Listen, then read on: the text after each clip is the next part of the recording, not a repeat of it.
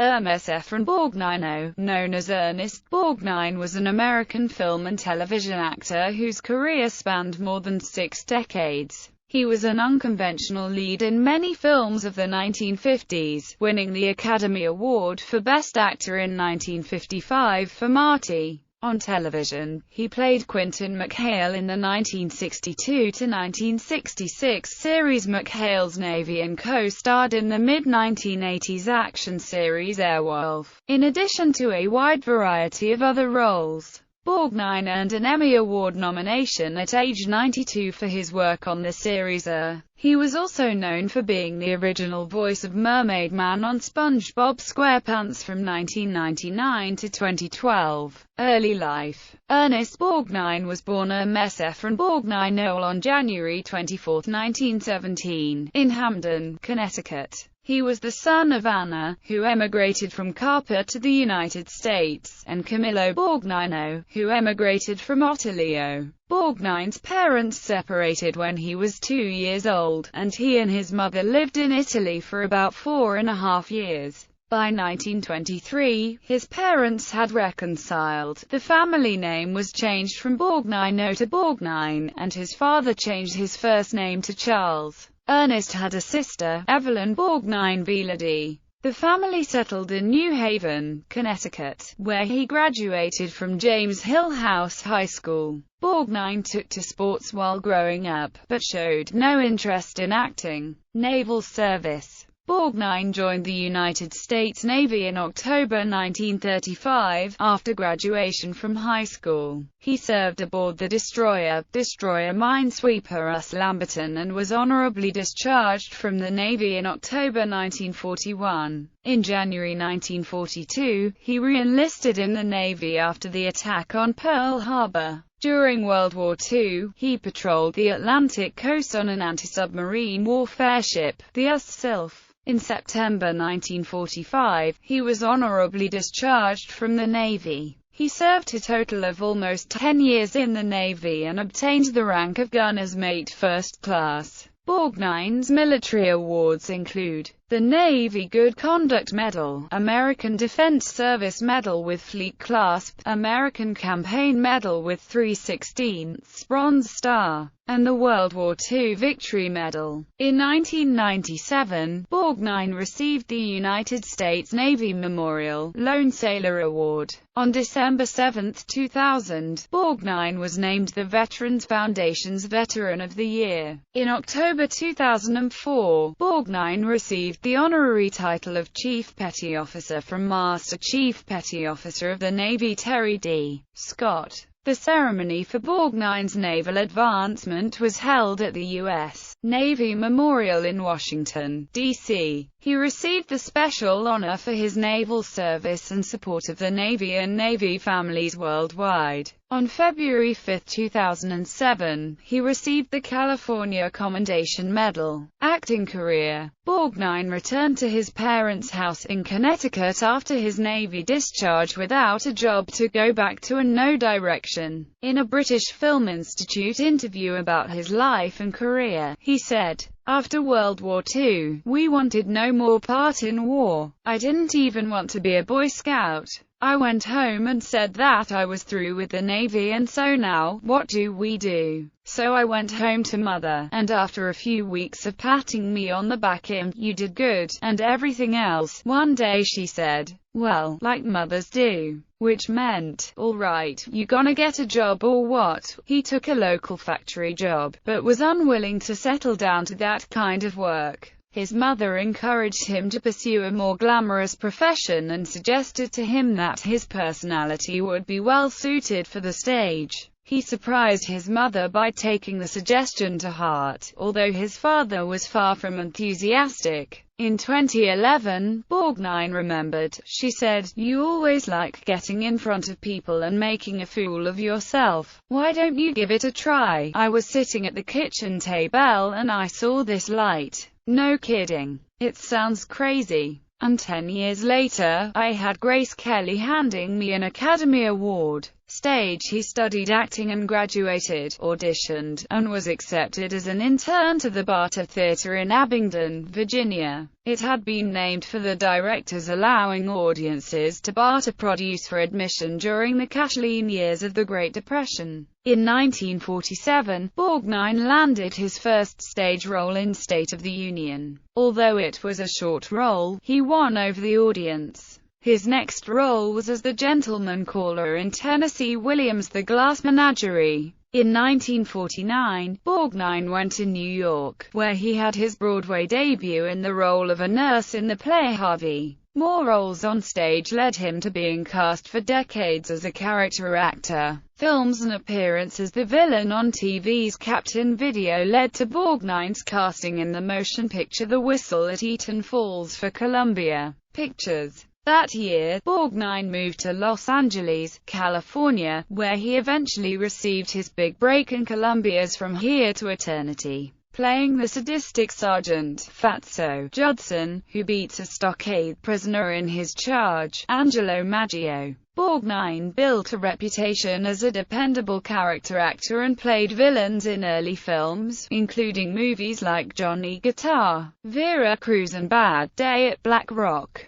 In 1955, the actor starred as a warm-hearted butcher in Marty, the film version of the television play of the same name. He gained an Academy Award for Best Actor over Frank Sinatra, James Dean, and former Best Actor winners Spencer Tracy and James Cagney. Borgnine's film career flourished for the next 3 decades, including roles in The Flight of the Phoenix, The Dirty Dozen, Ice Station Zebra, The Poseidon Adventure, Emperor of the North, Convoy, The Black Hole, All Quiet on the Western Front and Escape from New York. One of his most famous roles was that of Dutch, a member of the Wild Bunch in the 1969 Western classic from director Sam Peckinpah. Of his role in the Wild Bunch, Borgnine later said, "I did think it was a moral film, because to me, every picture should have some kind of a moral to it. I feel that when we used to watch old pictures, as we still do I'm sure, the bad guys always got it in the end and the good guys always won out.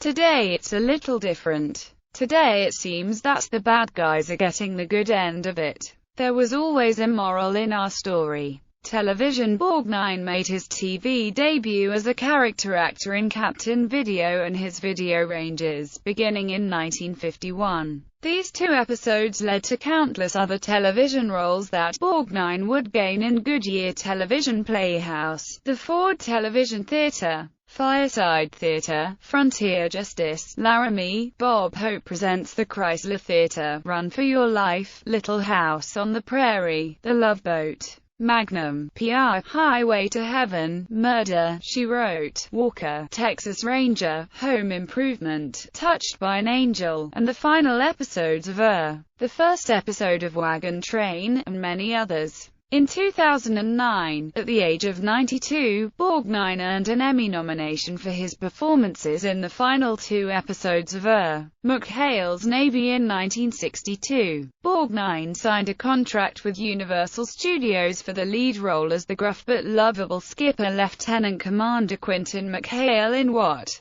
began as a serious 1-hour 1962 episode called Seven Against the Sea for Alcoa premiere, and later reworked to a comedy called McHale's Navy, a World War II sitcom. The insubordinate crew of PT-73 helped the show become an overnight success during its first season, landing in the top 30 in 1963. Just like the McHale character, Borgnine was a longtime Navy man in real life. He thrived on the adulation from fans for their favorite Navy man, and in 1963 received an Emmy nomination for Outstanding Lead Actor in a Comedy Series. At the end of the 4th season, in 1966, low ratings and repetitive storylines brought McHale's Navy to an end. Comedian Tim Conway said about the sitcom, "You know, we were all guys. It was about the war, and about men. So, there weren't many women working on the show, so we can spit, talk, swear, and everything. Smoke. Gosh. so it was male-oriented. Conway once referred to Borgnine making new friends off of the Universal set. It was the beginning of the trams going through Universal. Ernie was probably one of the few people at Universal who would stop the trams and say, "Hello, how are you?" He would talk to everybody at the tram, while the show McHale's Navy was going strong. Tim had also said of Borgnine's short-lived marriage to Ethel Merman, "Ernie is volatile. I mean, there's no question about that, and Ethel was a very strong lady. So, you put two bombs in a room, something is going to explode." And I guess it probably did.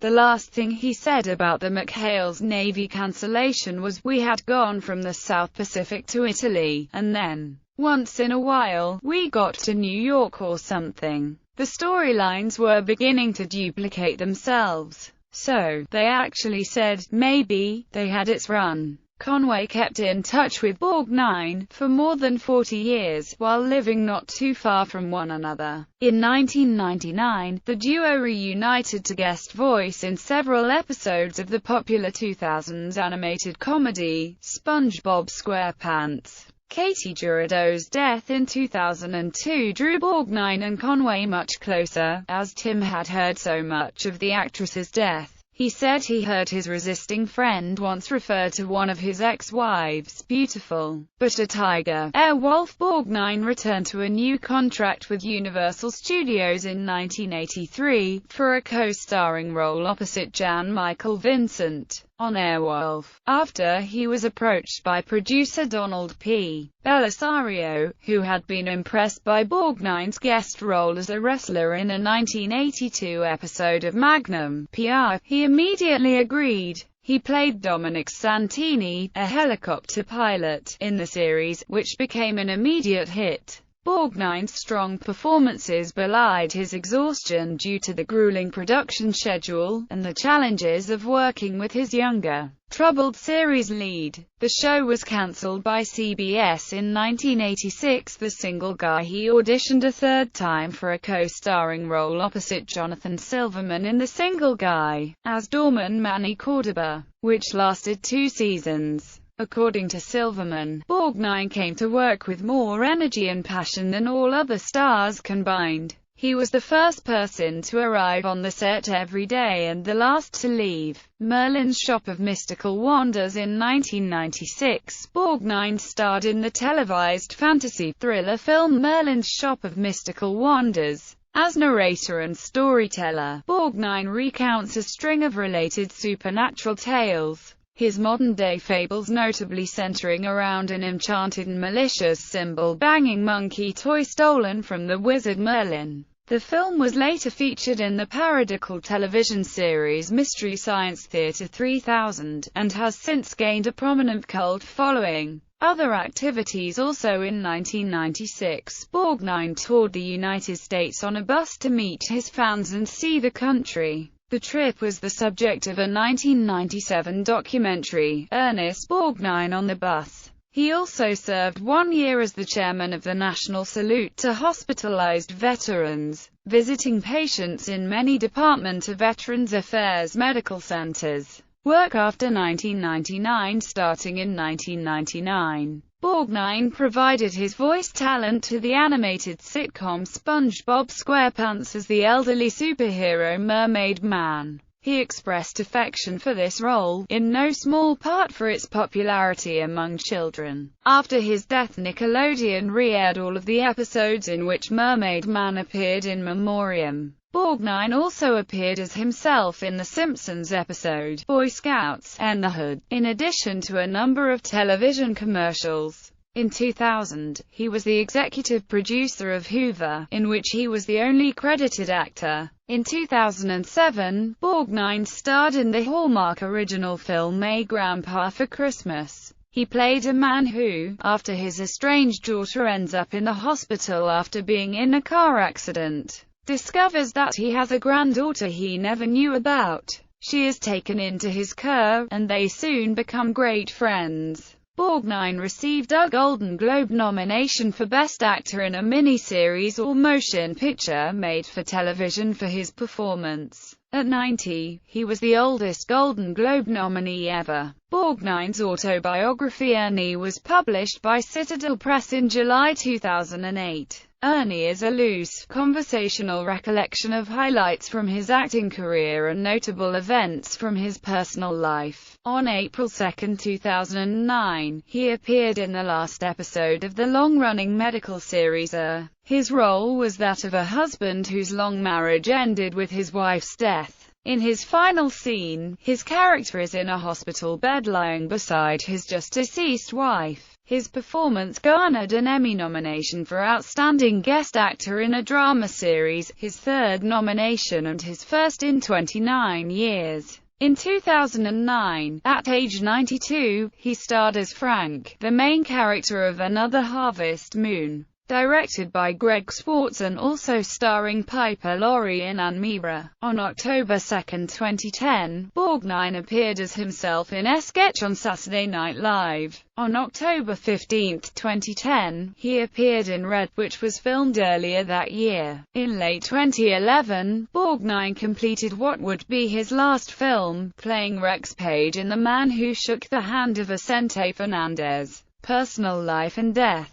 Borgnine married 5 times. Just days before his first wedding in 1949, his mother, Anna, died after a long battle against tuberculosis. His first wife was Rhoda Kemmons, whom he met while serving in the Navy. They had one daughter, Nonce. He then married actress Katie Jurado. Borgnine's marriage to singer Ethel Merman lasted 32 days. Their divorce was finalized on May 25, 1965. Borgnine married Donna Rancourt, with whom he had a son, Christopher, and 2 daughters, Sharon and Diana. His 5th and last marriage was to Tovatra Esnes, which lasted from February 24, 1973 until his death. In 2000, Borgnine received his 50-year pin as a Freemason in Abingdon Lodge No. 48, Abingdon, Virginia. He joined the Scottish Rite Valley of Los Angeles in 1964, received the KCCH in 1979, was crowned a 33 degrees Inspector General Honorary in 1983, and received the Grand Cross of the Court of Honor in 1991. Borgnine was a heavy smoker until 1962, after which he became a militant anti-smoker. Borgnine died of kidney failure on July 8, 2012 at Cedars-Sinai Medical Center in Los Angeles, California, with his family at his side. He was 95 years old. The SpongeBob movie, Sponge Out of Water, was dedicated to Borgnine. Honors. Borgnine's hometown of Hamden, Connecticut, where he enjoyed a large and vocal following, named a street in his honor. For 30 years, Borgnine marched in Milwaukee's annual Great Circus Parade as the Grand Clown. In 1994, Borgnine received the Ellis Island Medal of Honor from the National Ethnic Coalition of Organizations. In 1997, Borgnine was the commencement speaker at Lakeland College, and received an honorary doctorate in humane letters in recognition of his distinguished acting career. In 1998, the Palm Springs, California, Walk of Stars dedicated a Golden Palm Star to him. Film awards and nominations. Borgnine won the 1955 Academy Award for Best Actor for his portrayal of Marty Pilotty in the film Marty. At the time of his death, he was the oldest living recipient of the Best Actor Oscar. For his contribution to the motion picture industry, Ernest Borgnine received a star on the Hollywood Walk of Fame at 6324 Hollywood Boulevard. In 1996, he was inducted into the Western Performers Hall of Fame at the National Cowboy and Western Heritage Museum in Oklahoma City, Oklahoma. He was honored with the Screen Actors Guild Life Achievement Award at the 17th Screen Actors Guild Awards, held January 30, 2011. Awards from fraternal groups. In 2000, Borgnine received his 50-year pin as a Freemason in Abingdon Lodge No. 48, Abingdon, Virginia. He joined the Scottish Rite Valley of Los Angeles in 1964, received the KCCH in 1979, was crowned a 33 degrees Inspector General Honorary in 1983, and received the Grand Cross of the Court of Honor in 1991. He was also a member of the Loyal Order of Moose at that organization's lodge in Junction City, Oregon. He volunteered to be Stories of Service national spokesman, urging his fellow World War II vets to come forward and share their stories. Filmography, television, video games. Quotes: Ernest Spencer Tracy was the first actor I've seen who could just look down into the dirt and command a scene. He played a setup with Robert Ryan that way. He's looking down at the road and then he looks at Ryan at just the precise right minute. I tell you, Rob could have stood on his head and zipped open his fly and the scene would have still been Mr. Tracy's. Ernest, the trick is not to become somebody else. You become somebody else when you're in front of a camera or when you're on stage. There are some people who carry it all the time. That, to me, is not acting. What you've got to do is find out what the writer wrote about and put it into your mind. This is acting, not going out and researching what the writer has already written. This is crazy. Ernest, everything I do has a moral to it. Yes, I've been in films that have had shootings. I made The Wild Bunch, which was the beginning of the splattering of blood and everything else. But there was a moral behind it. The moral was that, by golly, bad guys got it. That was it. Yeah. Ernest, ever since they opened the floodgates with Clark Gable saying, "Frankly, my dear, I don't give a damn," somebody's ears pricked up and said, "Oh boy, here we go." Writers used to make such wonderful pictures without all that swearing, all that cursing. And now it seems that you can't say 3 words without cursing. And I don't think that's right. Ernest on drugs? No, I've never done anything. At least, not to my knowledge. I once took a bunch of goofballs by accident. They looked like candy. They were in a little bowl at a party. I grabbed a handful and went to town. That was some New Year's Eve. I didn't have a coherent thought till February. Ernest on his marriage to Ethel Merman. Biggest mistake of my life. I thought I was marrying Rosemary Clooney. Ernest on his $5,000 salary for playing the eponymous lead in Marty, which won him a Best Actor Oscar. I would have done it for nothing. Ernest on women's rights. They tried it the wrong way. You can't expect anyone to take you seriously if you burn your undies and tell me I'm a pig. That's why it failed. Too many ugly broads telling me that they don't want to sleep with me. Who wanted you anyway? Ernest, I'm 81 years old and I like to speak my mind. As a legacy, on the day I die, I'd like to have a newspaper publish all the things that I find wrong in the United States today. And my first would be to get rid of the politicians.